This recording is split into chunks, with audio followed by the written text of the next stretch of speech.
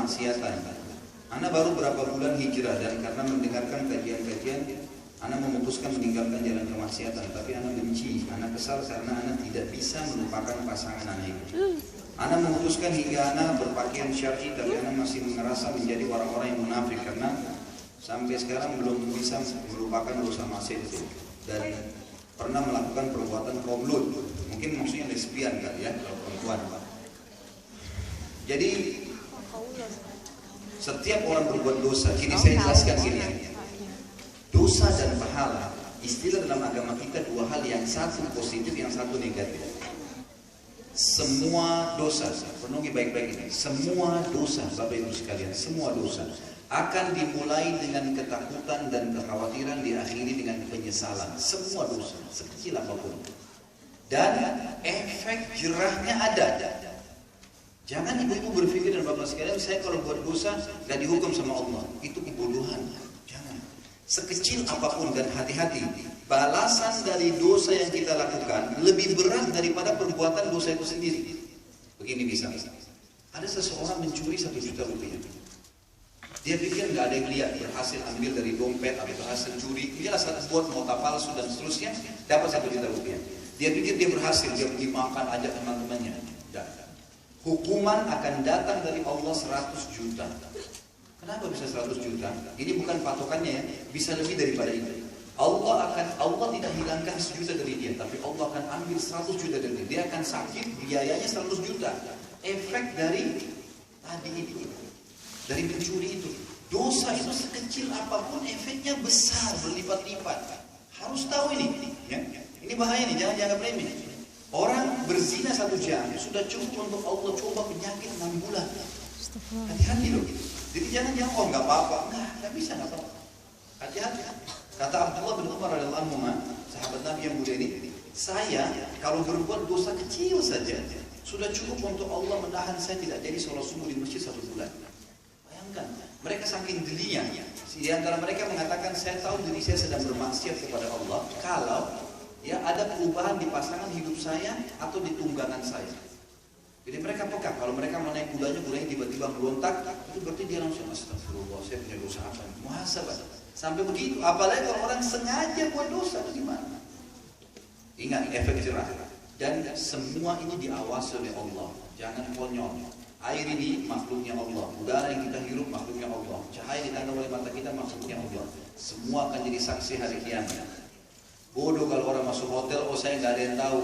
Udara yang dia hirup makhluknya Allah, air yang dia minum, dia pakai mandi, ranjang yang dia pakai tidur, semua makhluknya Allah, akan jadi saksi hari kiamat.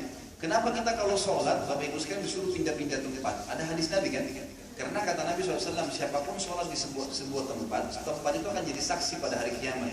Pertanyaannya, tembok, karpet, lantai akan jadi saksi? Jawabannya iya. Dengan hikmah Allah, Allah akan datangkan hari kiamat mengatakan, iya orang ini sholat di atas saya. Iya, waktu saya sedang dihirup kata oksigennya, saya yang kesekian juta kali yang dihirup, dia lagi tasbih, dia lagi takbir, dia lagi puasa, dia lagi sholat, dia lagi baca Quran, dia lagi bakti sama suaminya, sama orang tuanya, dan seterusnya. Jadi saksi semua itu. Maka harus hati-hati. Sebaliknya, perbuatan pahala, perbuatan baik, dimulai dengan keikhlasan. Kita kan wajib ikhlas. Allah tidak terima kecuali amal yang tulus.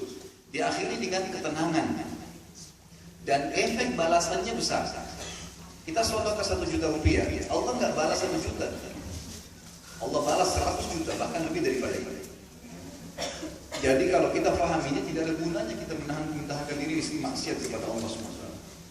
Kalau masih ada bekasnya, kalau masih ada bekas, kemungkinan kata ulama adalah dosa itu masih belum dibersihkan. Makanya ibu tadi yang bertanya ini semestinya lebih ikhlas kepada Allah SWT, lebih banyak beristighfar sambil memang menyesali dan berdoa kepada Allah SWT agar dihilangkan semua bekas-bekasnya. Dan semua kenangan yang berhubungan dengan itu hilangkan semua. Foto kah, fasilitas apakah, kalau perlu memang kita biasa lewat di jalan itu, kita pindah ke jalan yang lain, gitu kan? Emang begitu, harus ditinggalkan, nggak bisa. Karena syaitan akan berusaha menunggangi keadaan agar terulang. Dosa itu ibaratnya seperti borok di tubuh kita, luka. Syaitan tidak mau tuh borok sembuh. Gimana caranya agar terus corek sama dia supaya tambah luka? Terus aja dibuat masalah. Karena dia mau menyesatkan manusia. Tetapi kelebihannya adalah kita tidak bisa digoda oleh setan lebih daripada bisikan. Itu saja. Setan akan bisik-bisikin saja, kemudian tergantung kita ikutin atau tidak. Jadi kalau kita nolak maka tidak akan ada masalah. Gitu kan? Berdoa kepada Allah dengan tulus agar dihilangkan bayangan-bayangan itu. Gitu kan? Tentu kalau yang bertanya belum menikah, maka saya sarankan untuk segera menikah supaya terlupakan. Karena itu akan tertanggulangi. Ya. Ingat, setan juga bisa menunggangi kita pada saat kita lagi waktu lowong. Ya.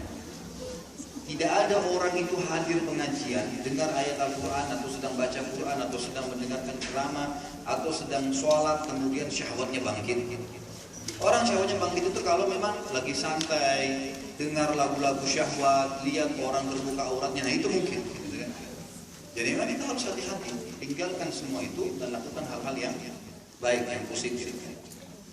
Juga perlu kita garis bawahi Bapak Ibu sekalian ya, perbuatan ketaatan ini secara fitrah alami ini suka oleh manusia. Seperti misalnya orang santun, tutur katanya jujur, amanah, tanggung jawab, bakti dengan orang tuanya, semua yang agama perintahkan pasti baik di mata orang. Kalau dia meninggal dikenang kebaikan. Tapi kalau dia bohong, dusta, ngambil haknya orang lain, apalah ya, durhaka sama orang tuanya, jahat sama orang dan seterusnya, itu yang agama larang pasti semuanya buruk. Jadi kalau kita kerjakan agama itu malah baik, malah positif. Jelas ya? Baik. Ucapan